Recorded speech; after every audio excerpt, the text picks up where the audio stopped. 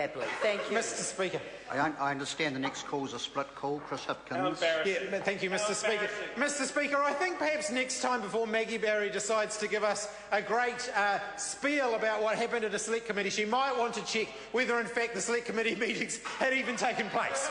Because this is the first reading of the bill, so in order for Maggie Barry to reflect on all of the things that happened at the Select Committee, she might want to check to make sure that the Select Committee had actually happened.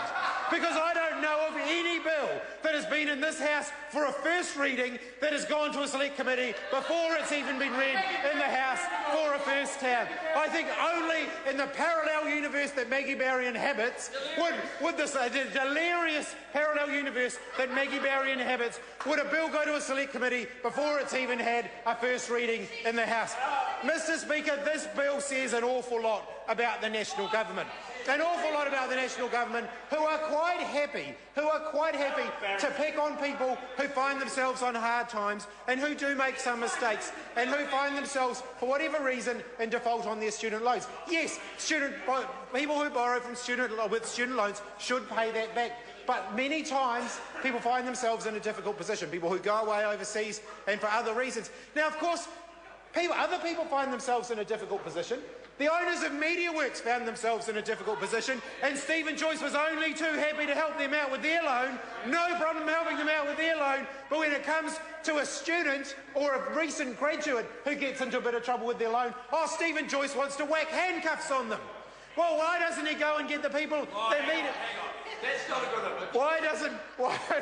Why doesn't he have the same standard for the people who are in receipt of corporate welfare under this government? Because it seems that we have one standard for those who the national government think should receive corporate welfare, and another standard for the genuinely needy New Zealanders who, through no fault of their own, find themselves in need of a little bit of assistance. So I'm very proud to stand here as a Labour Member of Parliament, because I think in the 9 years that Labour was last in government, we did a number of incredibly good things with the student loan scheme that were designed to ensure that no New Zealander was prevented from participating in tertiary education by the cost of it.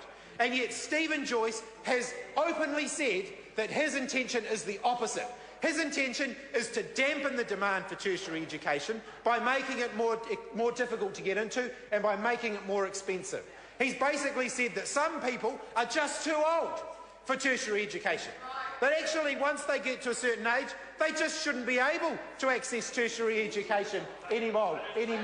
That's Stephen Joyce's view. Stephen Joyce also doesn't think that we should offer full levels of student support to people who are doing postgraduate study. Well, I've got news to Stephen Joyce, who is also the Minister for Economic Development, that actually, if we genuinely committed to economic development, perhaps we might want to focus on supporting the people who are doing advanced qualifications, who might actually have some ideas about how we can get the boat to go faster. And actually, but not Stephen Joyce. He wants to dampen demand for tertiary education. Now, of course, tertiary education isn't just about universities. Student loans aren't only accessed by people who go to university. They're accessed by many, many people who go into other professions, including the trades. And Stephen Joyce is just as intent to pick on those as he is to pick on university students. And we shouldn't ever allow this to be an elitist argument, because actually student loans apply to all forms of tertiary education. And Stephen Joyce shouldn't be pulling up the ladder on those people who want to get ahead. And that is exactly what this government are doing. I can say, under the Labour Party, we were working incredibly hard to make sure tertiary education was more affordable, by making sure that fees were frozen, by making sure that student loans were interest-free, by increasing eligibility for allowances.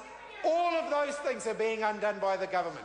Fees are going up again at a phenomenal rate like they used to do. Access to allowances is being cut, and we're seeing them reintroducing costs on student loans. So while they may say they want interest-free student loans, they introduce an administration fee here, they cut eligibility there, and they do all sorts of other things because fundamentally they don't like interest-free student loans. I believed John Key when he said that he thought interest-free student loans was, what was it, communism by stealth or whatever? I think, that might have been working for families. But he was going to fight it with every bone in his body, and I tell you what, he hasn't given up on that. They may say that they're going to keep interest-free student loans, but they fundamentally don't believe in it.